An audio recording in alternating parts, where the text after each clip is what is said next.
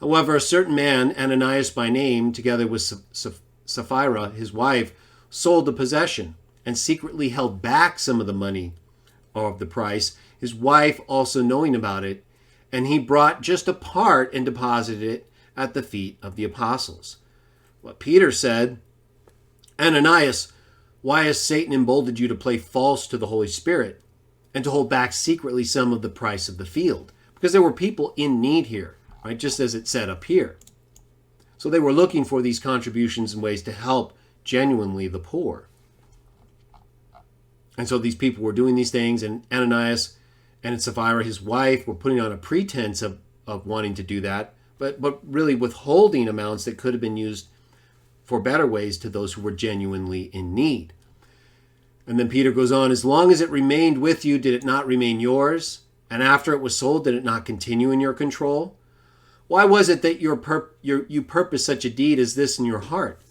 You have played false not to men, but to God.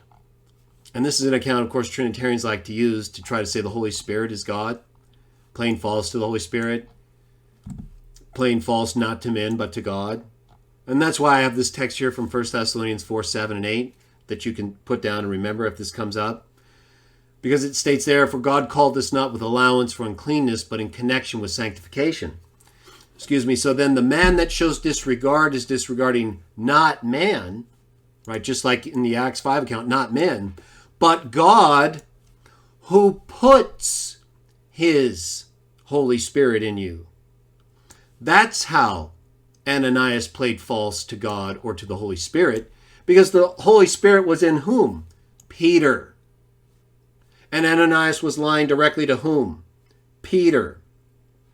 So when Trinitarians bring up Acts 5 in this account involving Peter and Ananias and the Holy Spirit and God, and playing false to the Holy Spirit and to God, they just don't understand what the Holy Spirit is, even though we accept that it could be a person or like one of the spirits, the seven spirits in Revelation 1:4.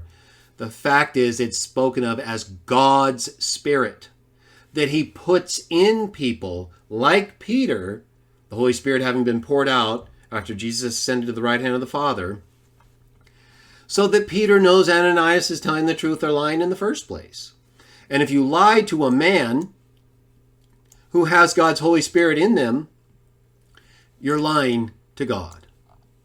So remember that if the Acts 5 account comes up in your discussions with Trinitarians.